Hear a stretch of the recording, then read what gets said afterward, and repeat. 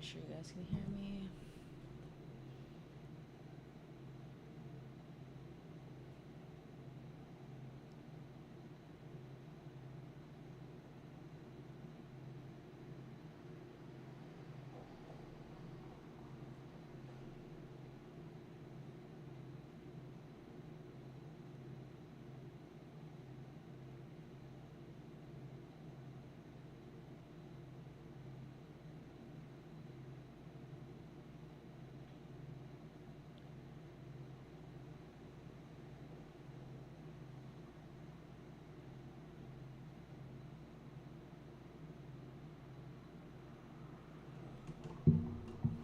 Let me look on my Twitch. I'm still like getting the hang of all of this, and I just want to make sure that you guys can hear me.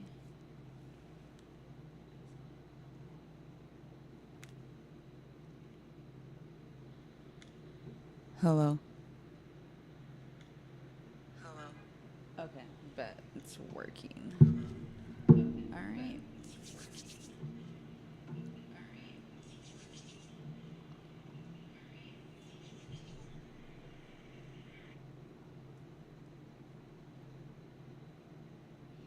I wish there was a way for me to see. Um,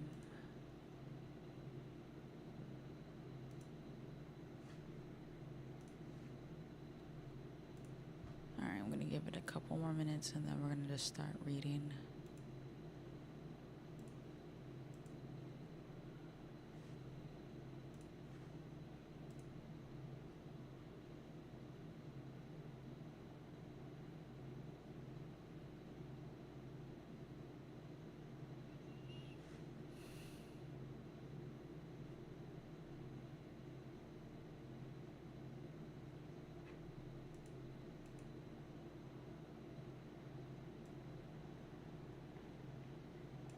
Okay, cool.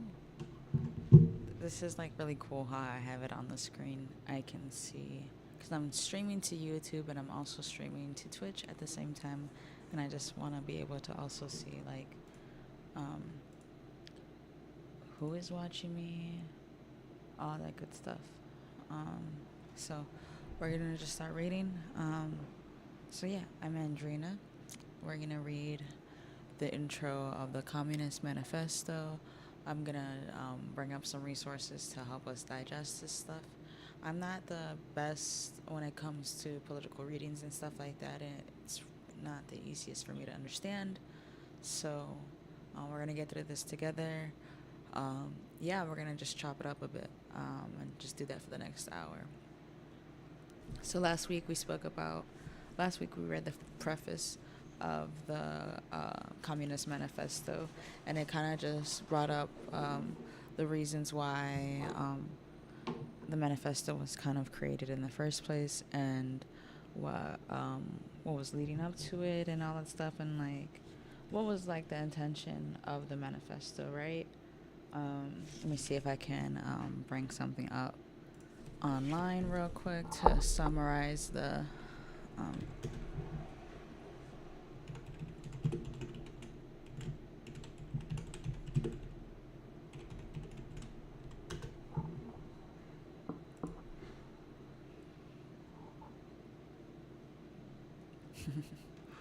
this is like a really quick synopsis that I just brought up. Like, it's not the best. Okay. So bad. Well, I can just look through it myself. So, like I said, um,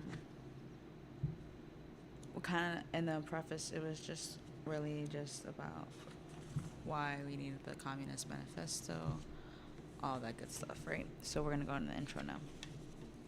So,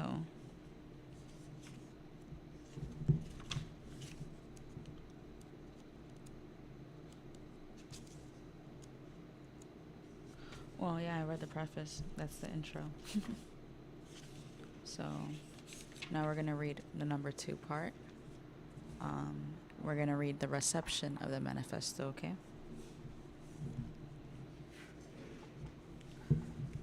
Until recently, straightforward answers to these rather obvious questions would have been hard to find, A history of the reception of the manifesto, both of its changing political uses, and the changing meaning attached to its theory, will help to explain why these questions were so rarely put. From the beginning, interest and promotion of the manifesto seems to have been governed by its concern with its immediate political goals rather than its ultimate communist ends. Hurriedly written up by Marx on the basis of earlier drafts by Engels in the first few weeks of 1848, the manifesto appeared within days of a general European revolution stretching from the Baltic to the Balkans. But despite, or perhaps because of, this accident of timing, its immediate impact was muffled. Written in German, only one edition appeared in 1848. Amid the uncertainties of revolutionary upheaval, plans to translate the document into 5 languages announced at the beginning of the text were soon abandoned. And in Germany, the authors themselves found good reason to downplay both the proposals of the manifesto and the party it was supposed to represent. Indeed, almost as soon as the revolutions of 1848 had broken out, in Paris in February, in Vienna and Berlin in March, the Communist League, the organization that had commissioned the manifesto, was disbanded. And then this is a note that we have here. 2 other editions of the manifesto exist. Dated in 1848 and printed in London, one of these, like the original edition, was supposedly printed by J.E. Burkhardt of 46 Liverpool St. Bishopsgate, the other by R. von Hirschfeld, English and foreign printer, 48 Clifton Street, Finsbury Square. It was therefore supposed that 3 editions appeared in 1848. In the light of recent research, however, it appears that neither of the latter editions belonged to that year. The first was published illegally in Cologne around the end of 1850, and the second could not have appeared before 1856, and more likely in 1861. See, I'm going to butcher this, Das Kommunistische Manifeste Kommunisten Partei von Karl Marx und Friedrich Engels. That was my best shot at German. Internet version Berbietet und mit Wur und Nachenberkund. Sui Edition. This is all a URL in German. This text was originally published as number 49. More German. I'm not going to butcher that anymore. So yeah, Communist Party was disbanded after the revolutions of 1848 had broken out in Paris in February and Vienna and Berlin in March. There was, that's what I'm reading from this. Hurriedly, they had to hurry up and they wrote the manifesto. And then the European Revolution started happening from the Baltic to the Balkans. All right. It was the newly chosen head of the Central Committee of the Communist League, Marx himself, who took this step. Oh, okay, so he's the one that disbanded it. For once the revolution had spread to Germany and Marx was able to return from exile in Brussels and Paris, his first aim was to resume his political career as the editor of the radical Cologne-based Rheinische Gazette, broken off 5 years earlier in 1843 by the forced closure of the newspaper by the Prussian government. Now once more editor of the renamed New Rheinische Zeitung, a New Rheinische Gazette, Marx considered that in Germany the political aims outlined in the manifesto, formation of the proletariat into a class, overthrow of the bourgeois supremacy, conquest of political power by the proletariat, were premature. Okay, so he disbanded the Communist Party because he felt that they just weren't ready for it yet. There's more notes right here, but let's finish this off. The subtitle of the new paper was Organ of Democracy. Its aim to represent the radical flank of a bourgeois revolution comparable to the French Revolution of 1789. Even if the manifesto had confidently predicted that the bourgeois revolution in Germany will be but the prelude to an immediately following proletarian revolution, Marx considered that in these new circumstances it would be quite inappropriate to follow the manifesto's injunction to instill into the working class the clearest possible recognition of the hostile antagonism between the bourgeois and the proletariat.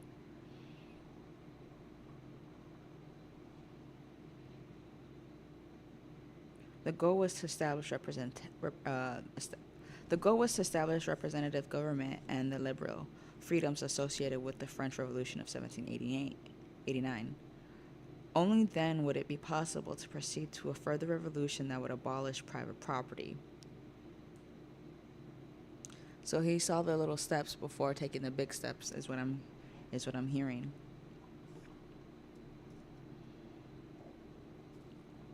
Instill to the working class the clearest possible recognition of the hostile antagonism. He thought that it was too soon. He thought that it would be more important to try to get them to abolish private property first through democratic means. Marx therefore opposed the separate workers' program proposed by another member of the Communist League, the leader of the Cologne Workers' Society, Andres Gestach. But since it proved impossible to stifle this ultimately display of working class independence, Marx dissolved the League itself as a means of marginalizing Gostschalk and his supporters. By 1848, however, Marx was forced to concede the failure of his strategies of supporting a bourgeois revolution and blocking the development of an independent proletarian party. Representative institutions had not overcome the entrenched powers of the autocracy embedded in the armies and aristocracies of the principal German states. The German bourgeois had proved incapable of accomplishing its revolution, was primarily fearful of the threat from below, and was sliding into reaction. In early 1849, Marx accordingly changed his position and began actively to encourage the development of the proletarian independence. But by that time, the main concern was no longer to proceed from a bourgeois to proletarian revolution. It was rather to save what little had been gained during the spring of 1848 in the face of the increasingly certain victory of reaction. Between 1850 and 1870, the manifesto was remembered by no more than a few hundred German-speaking veterans of the 1848 revolutions. It was first published in significant numbers in Bismarck's new constituted German Empire as a result of the trial for treason in 1872 of the Social Democratic leaders August Bebel and Wilhelm Liebknecht, another veteran of the Communist League, saw the opposition of the war with for their opposition to the war with France. In search of treasonable evidence, the prosecution entered into the records of the court the hitherto forgotten manifesto, hoping to make the most of its anti-patriotic claim that the working men have no country. The unintended effect of this initiative was to enable socialist publishers to evade the censorship laws and embark upon the manifesto's republication, hence the new German edition of 1872. Thereafter, with the extraordinary growth of socialist and socialist democratic parties across much of the world, numbers of translations and new editions rapidly increased. By 1914, these had amounted to several hundred, including translations into Japanese, Yiddish, Esperanto, Tatar, and all other major languages of the Russian Empire. At first sight, the political crisis in France following the defeat of the abdication of Napoleon III in 1870 to 1871 looked as if it might bring about another round of revolution similar to that of 1848. The first attempts in the 1840s to establish international associations of radicals, Democrats, or socialists had been followed in 1864 by the formation in London of the International Working Men's Association. Its secretary was Karl Marx. The first attempts in the 1840s to establish international associations of radicals in 1864, the formation of the London International Working Men's Association. Okay, so Karl Marx was involved with this. This association was known in history books as the First International. Began as a modest collaboration between English and French trade unionists designed to prevent the use by employers of foreign workmen in trade disputes in the building trades. Marx attempted to use his position as secretary to mold the association into a vehicle of international working class solidarity. Although never much more than a paper organization, an increase in its geographical reach and enlargement of its political aspirations through a series of well-publicized congresses had, by the end of the 1860s, ensured the international worldwide fame. In the unstable period that followed the Franco-Prussian War and the collapse of the Second Empire, many in Europe thought that it had masterminded the 6-week radical and working class takeover of Paris, the Paris Commune. In 1871, in the industrializing regions of Western Europe, it was thought to have been responsible for a large strike wave, while in Germany it was believed to have been behind the emergence of the first mass working class parties committed, in part at least, to a socialist program. Drink some water real quick.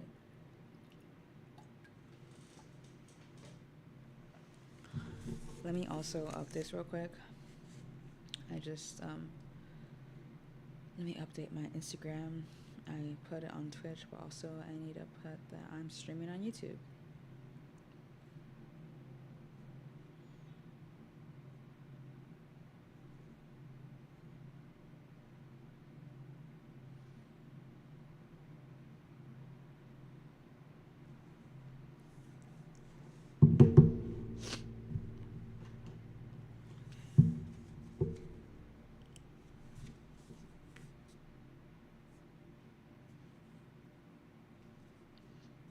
Sorry, I needed some water too. Okay. In the industrializing regions of Western Europe, it was thought to have been responsible for a large strike wave, while in Germany it was believed to have been behind the emergence of the first mass working class parties committed, in part at least, to a socialist program. Not surprisingly, this string of events brought Marx international notoriety. His defense of the Commune, the Civil War in France, written in 1871 in London, in his capacity as secretary of the International Workingmen's Association, led the conservative press everywhere to denounce him as leader of a secret communist international workers' conspiracy. Coming on top of his growing reputation as the author of The Capital, first published in 1867, Marx became established almost overnight as the great revolutionary architect of scientific socialism. But the political circumstances in which Manifesto had been published were very different from those in which it had been written.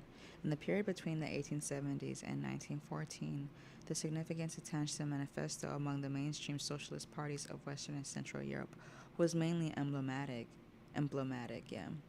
Critical questions about the larger ideas of the Manifesto, about the viability of its conception of communism, and about the plausibility of a supposed transition from all-powerful socialist state to stateless communist society had been raised in the debates of the First International in the mid-1860s. But Marx's success in expelling the Russian revolutionary Mikhail Bakunin and his followers from the International in 1872 meant that the preoccupation from such issues was henceforth mainly confined to anarchists. Furthermore, by the time of the formation of the Second International in 1889, the exclusion of anarchism, both at the doctrinal and institutional level, was becoming a defining feature of the new socialist orthodoxy. The new European Socialist Party of the 1870s and 1880s were based on the participation of organized labor within an existing political system.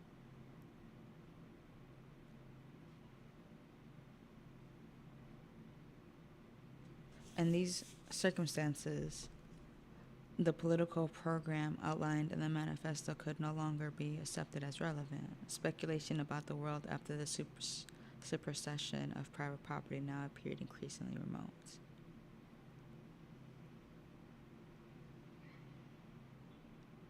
While an insistence upon the forcible overthrow of all existing social conditions seemed positively dangerous. I'm understanding now. Do you guys understand?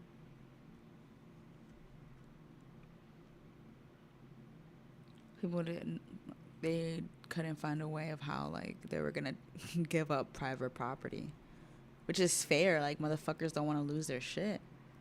I wouldn't. I couldn't. That's a lot to unpack and stuff like that to think about.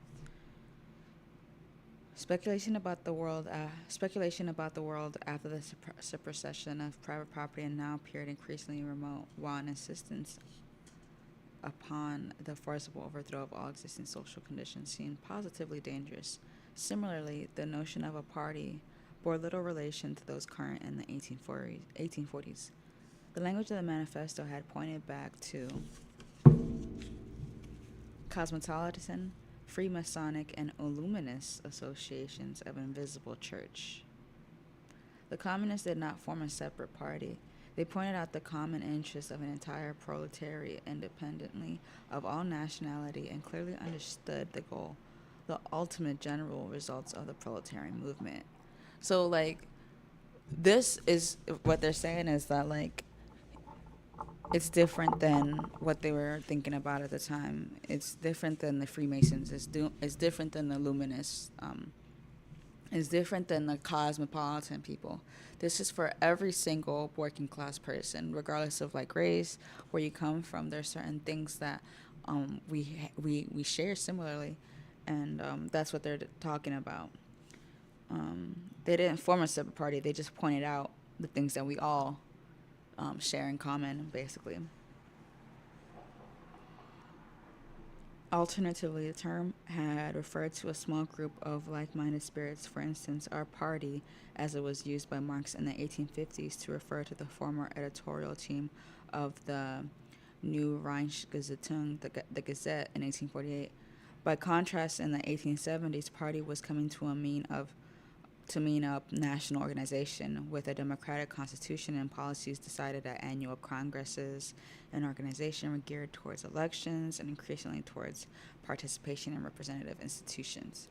It was mainly for those reasons that the new parties preferred to describe themselves as socialists or even better, social democratic rather than communist. Insofar as the Communist Manifesto was studied in the decades after the 1870s, it was mainly as a pioneer and example of scientific socialism, but here again its approach appeared dated. It had been written as an intervention in the 1840s debate about communism. Its specific point, as we shall see, had been the promise of viable conception of communism on the bias of historization of the notion of private property. Let's read that again. Its specific point, as we will see, had been the promise of a viable conception of communism on the basis of historization of the notion of private property. By the 1870s and 1880s, however, this text was beginning to be presented to a socialist readership as but one part of the creation of an ever more cosmic and gargantuan theory whose ultimate point was no longer political but methodological and ontological. This was a scientific conception of the world, even of being itself, which was to acquire ever larger and more billowy dimensions in the following 70 years. The materialist conception of history, through Marxism to historical materialism and dialectical materialism, the process reached a grandiloquent and banal climax in 1940 with the enunciation of Joseph Stalin's dialectical historical materialism, the world outlook of the Marxist-Leninist Party. Heard? The trend had been initiated in the late 1850s by Engels with collusion from Marx in an effort to present their work in fresh terms that might appeal to a new post-1848 generation of secularists and positivist radicals. Marx's work was to be represented as a great scientific discovery, the beginning of a new and entirely unprecedented materialist conception of history, just as Darwin discovered the law of development of organic nature. Engels proclaimed at Marx's gravesite in 1883. So Marx discovered the law of development of human history. This claim was not only remote from the issues at stake in the political debates of the 1840s, but it also effectively uncoupled the new science from all that connected it with antecedent political and social thought. For those particularly attracted by such claims, the first generation of Marxists who entered political life in the 1870s, Marx Capital, or even better, Engels Anti-Düring, it's another German word, of 1877, were considered more reliable guides to the New World outlook than the Manifesto. Thus, no longer the outline of a current political program and not quite definitive as a resume of scientific socialism, the status of a manifesto in the late 19th century was increasingly that of an honored political relic. The cherished but somewhat dusty birth certificate of revolutionary socialism and an early and abiding symbol of the political and intellectual independence of working class. Mindful of the constraints placed upon socialists in Bismarck's new German Empire, Marx and Engels had themselves unintentionally reinforced this view into their preface in the 1872 German edition. The manifesto, they wrote, has become a historical document that we no longer have any right to alter. Strangely, perhaps, it was therefore in the 20th century rather than in the 19th that the Communist Manifesto acquired its greatest political importance. Only then, galvanized into the motion by the upheaval of the First World War and the Bolshevik Revolution of the 1917, was the manifesto able to call up as if from its own netherworld, real communists prepared to act out of an apocalyptic scenario of world revolution to the letter. I am going to pause for a bit. I'm going to get some water. Give me a second, guys.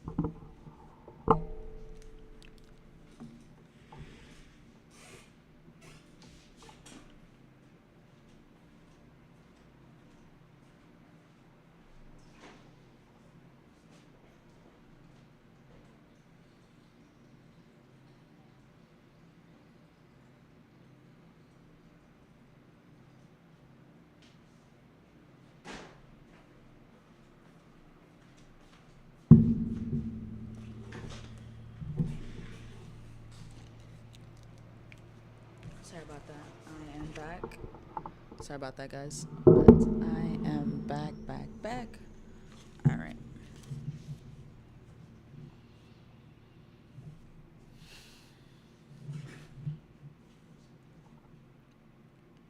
Even back, let me read it again. All right. Even back in the 1870s, there had been those prepared to follow the injunctions of the Communist Manifesto in more literal ways than those found acceptable by mainstream socialist parties. In an autocratic regime such as the Tsar's empire, without a previous history of representative government, socialism, or labor organization, the forcible overthrow of all existing social conditions made far greater sense, while in Western Europe and North America, a host of militant and transient breakaway groups, frustrated by the apparent docility of the parliamentary socialist parties, minutely disputed the meanings and implications of the prescriptions of the manifesto. The triumph of the Bolshevik-led revolution in Russia in 1917 transported these hardened sectaries from the periphery to the center of socialist politics. The formation of the Third International established an unprecedented and global form of Marxist orthodoxy and imbued the Communist Manifesto with a quite novel canonical status. Upon the physical naivete of post-1870 Marxism was superimposed the leading weight of dogmatic and intolerant Marxism-Leninism. The numerous but limited runs of the Communist Manifesto associated with socialist parties and Marxist sects of the pre-1914 period were all but engulfed by the global editions of Marxist-Leninist classics that poured forth from Moscow's foreign languages publishing house. That was quite a bit. I kind of lost my train of thought, y'all. I'm not gonna front. The formation.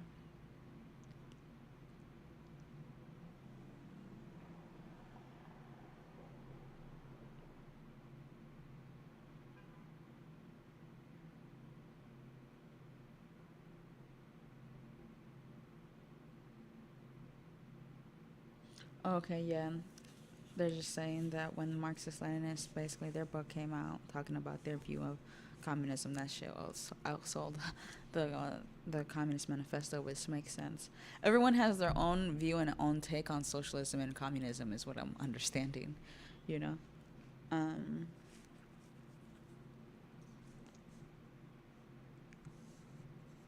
the new parties expressly formed to the support of the October Revolution and applied its principles in all other countries were to be called communist parties. The manifesto of the Communist Party, to give it its full and original name, became a text whose propositions who propositions all communists were expected to learn, understand, and accept. Orthodox glosses, and manuals helpfully ironed out discrepancies. The only sanctioned change was that suggested by Marx and Engels in 1872. Their cursory observation, originally enunciated by Marx in the relation to the Paris Commune, that the working class could not simply lay hold of the ready made state machinery and wield it for its own purposes, was elevated to ex cathedra status by Lenin and decreed to mark the frontier between socialism and communism. The opportunist socialist parties of the pre 1914 era, it was declared, had evaded the revolutionary consequence his truths of this truth. Communists must communists must smash the state.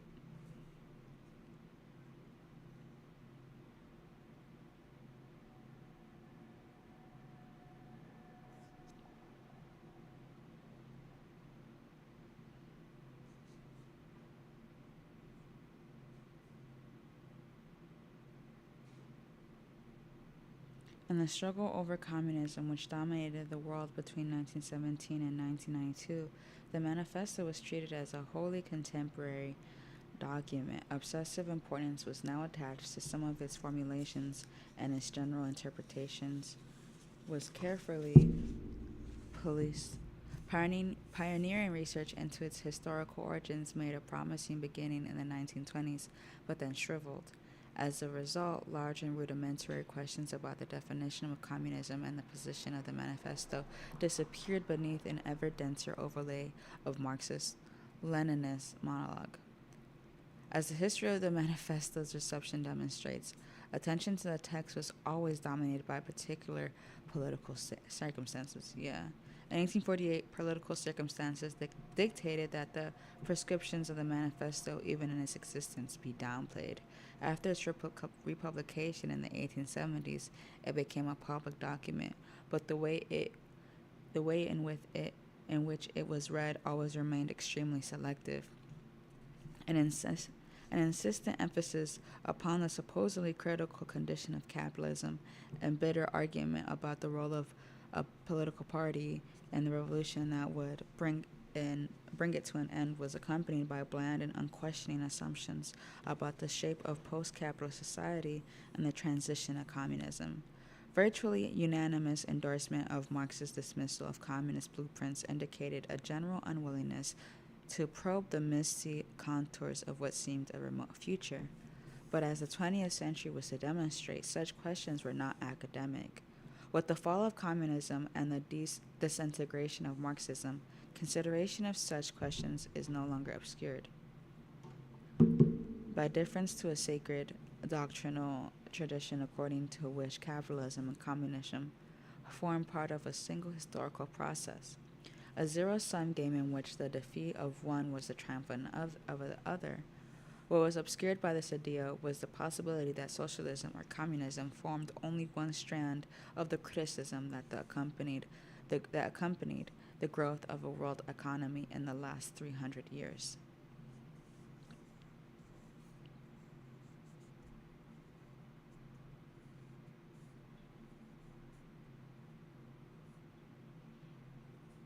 To define socialism as a critique of political economy was to obscure the fact that socialism was one of a cluster of highly idiosyncratic forms of that criticism, since it was directed not as the defects of an exchange economy, but at the exchange economy itself.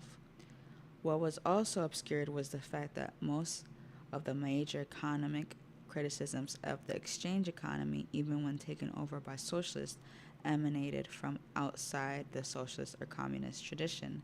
Therefore, if socialism and communism are to be understood, they must be located not in the history of the economy, but in the broader history of political thought.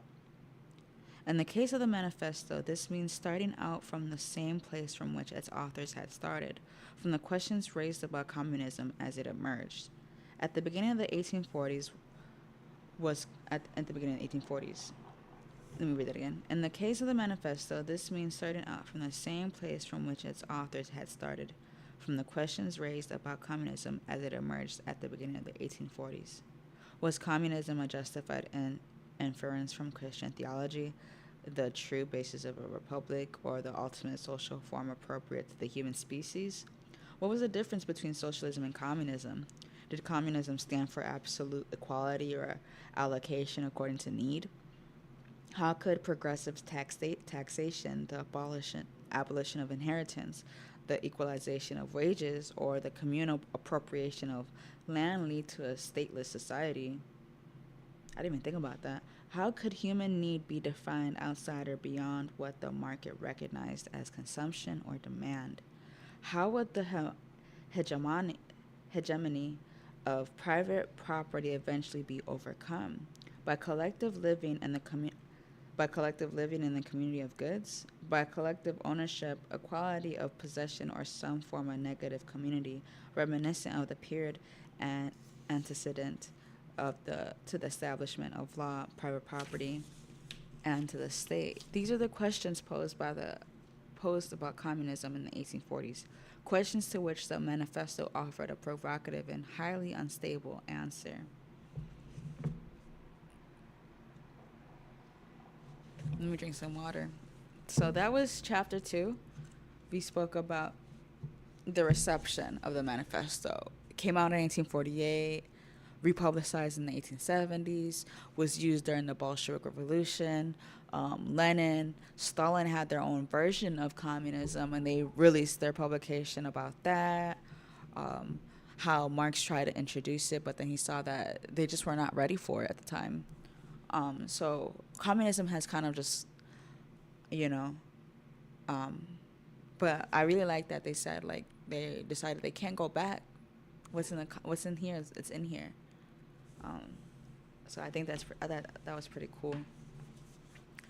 We can bring up some discussions about the reception of the manifesto. Let's see. Let me move this, y'all. My bad.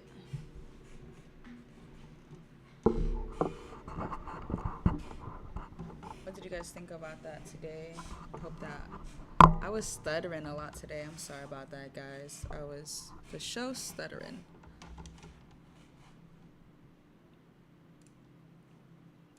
What is this called again?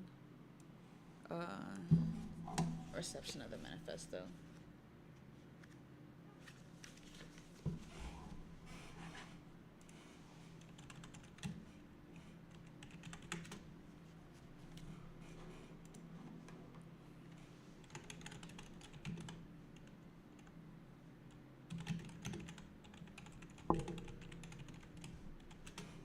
You know, I'm like learning things that I have never learned before. I don't know what the Paris Commune is, so I was thinking that maybe we can look that up and we can learn about the Paris Commune, because I don't know what that is, y'all. So, let's see.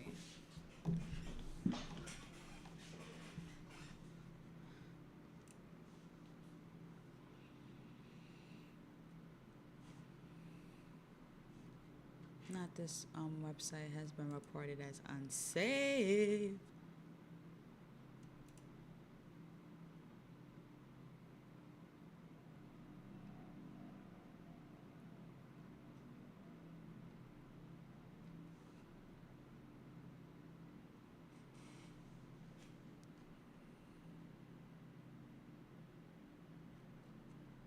Let's read a little bit about this. This is really interesting. So this is the Communist Manifesto, published by Monthly Review, an independent socialist magazine. This is written by Samir Amin. Volume 70, number 5, October 2018. Um, this guy is the director of Third World Forum and Dakar, Senegal, and the author of many books. Modern Imperialism, Monopoly, Finance, Capitalism, and Marx's Law of Value, yada yada. So let's read. I'm gonna read some of this.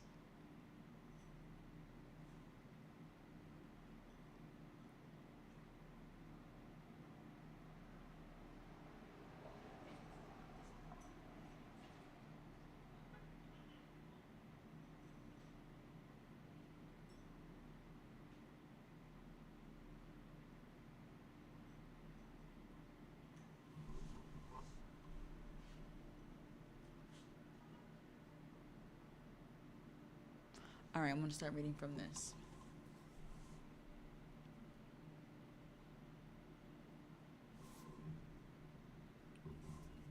Marx's Capital presents a rigorous scientific analysis of the capitalist mode of production in the capitalist society and how they differ from the earlier forms. No, he's talking about another book. I'm not trying to read. I'm not trying to have to. I'm just trying to read what's on here. You know. I'm trying to go through it. This is a nice haircut that I got. What y'all think?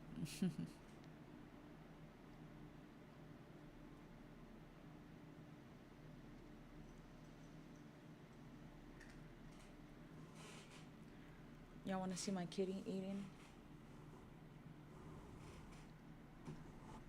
Taco!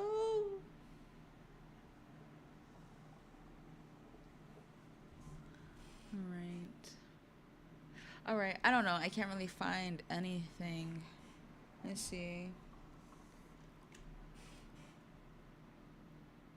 Let me see. Communist Study Guide. Let's see.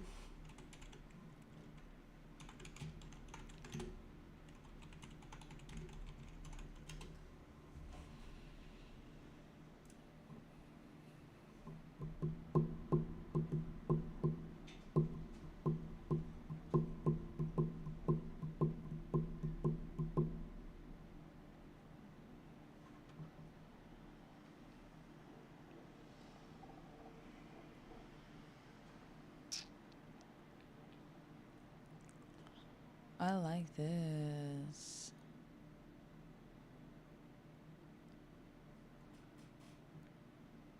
All right, yeah. I found a really good document for this. Cool. We're going to just go through this document now.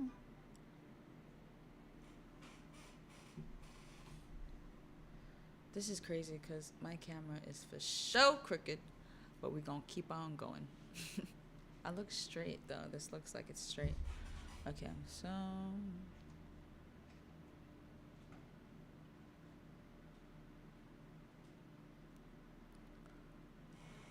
background to the manifesto, something that we probably should have read last week, but now I have it, so we're gonna read some of it. I'm not gonna be able to go through most of it because we only got a couple more minutes until 8 o'clock, and I kind of like want to make it like from 7 to 8. So yeah. So, background to the manifesto, the text. Karl Marx wrote the manifesto in German. It was first published. I'm going to shorten this stuff, right? It was because we already read all of this stuff.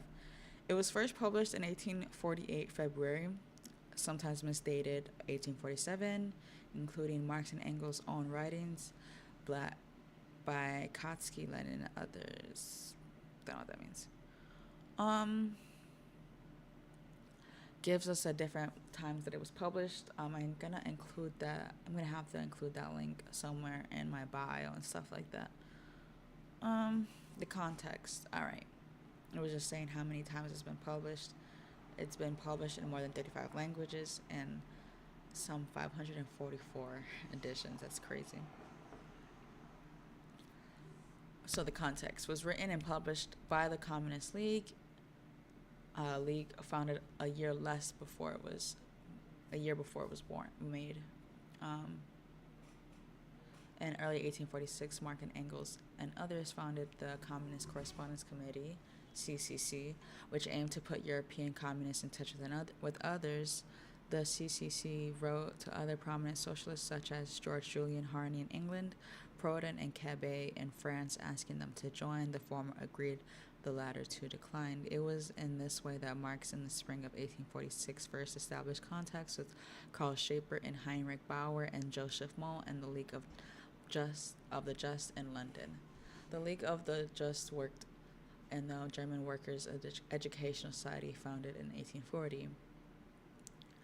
The League of the Just convened its first international congress in London in June 1847. Engels attended as a representative of the Paris Communist correspondence. Yeah.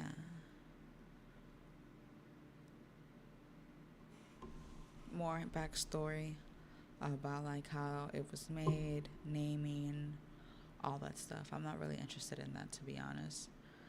More.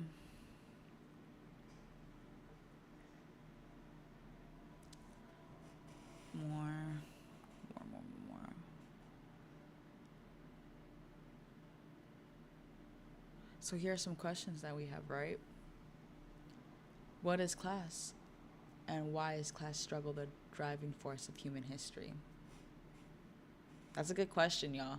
Why is it?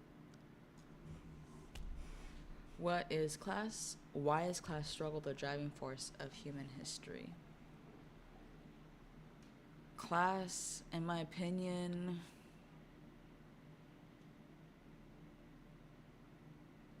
in this world of different things going on at the same time, we have different bases on how we value a person. We have decided as a human species that we're going to rate people. We're going to put people on a thing from 0 to 1. We have done this collectively without a second thought because we are not actively fighting these ideological things, right? We're not fighting these societal things put into place. So we have just accepted that in society, you are given a certain number, right? And I would say that that's what class is. Like I open to any more discussion. I don't think I have like many people on this chat. I think I just have one person. That's fine. I have faith that this channel will grow. But yeah, that's what I think class is. Let's see the next question. Why is class struggle the driving force of human history? I think just in general, I think that there must be a little bit of like tribalism, and I'm pretty sure that I'm saying this incorrectly, but what the idea that I'm trying to get out is that I think in human nature, people always have to. I think with human nature and with diversity that comes with so many different people and so many trains of thought and so many ways to live life and so many experiences, personalities that, they're gonna be people with like leader type personalities, and there's gonna be people that with following type personalities that, like, I mean, we all know this, right? We are living on this planet and we all know people like that, right? And so I feel like that is just human, maybe animalistic nature, even so, because if you look into nature, if a fucking lion can't like do what he has to do to eat, then he's just gonna die off, right? And I guess like in human nature, we have adopted something similar, where if you are not, this is crazy, at least in capitalistic, right? I'm getting to this point, but at least in a capitalistic society, you have to prove your worth or you have no value, which then makes me start thinking about like, that's kind of fucked up, right? Because we have people in our society that are disabled, that, can't contribute in the same ways that the average person might be able to, right? Like the average person has the ability to use their hands, so they can type. They can do things like that, right? Someone with a disability may not be able to do something like that, right? May not be able to be self-sufficient or be able to hold down a job. And if they have no value, then we just at the bottom of the totem pole. And that's pretty fucked up. So, yeah, that's a good question. The next question is, why does Marx believe capitalism is progressive? It's still progressive. I don't think we've gotten to that. So I'm going to keep on going down some questions until I find a question that I think. Or let me see.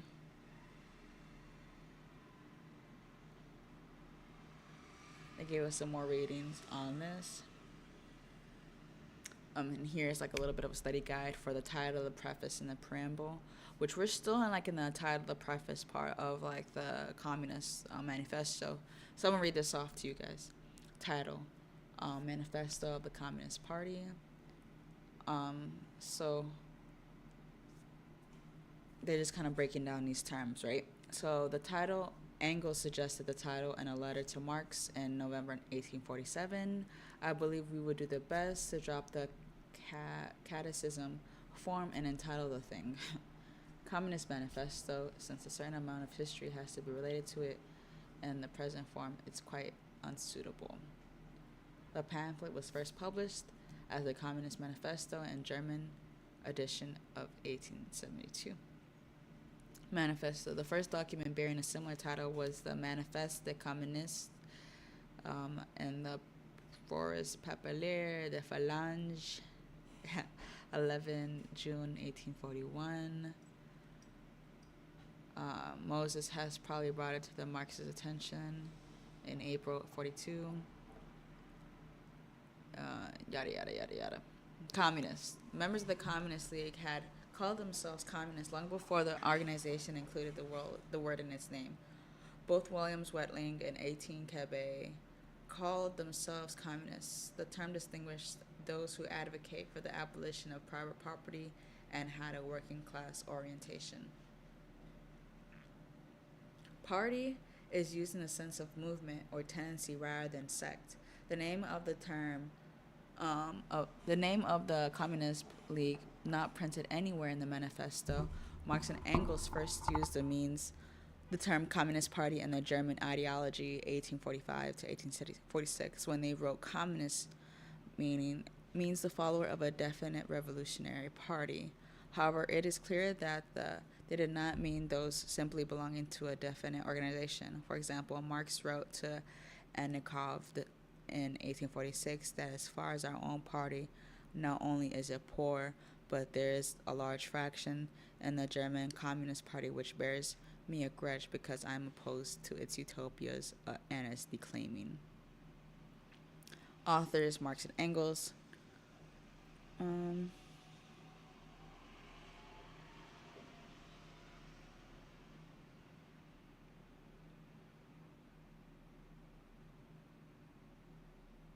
Yeah, that's kind of like where we're at right now, guys.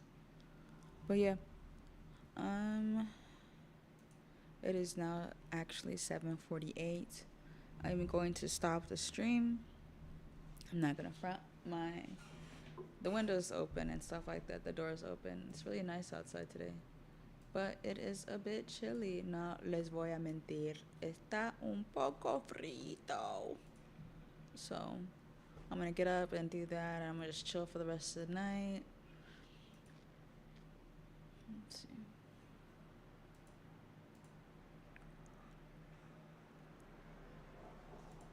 I figured out how to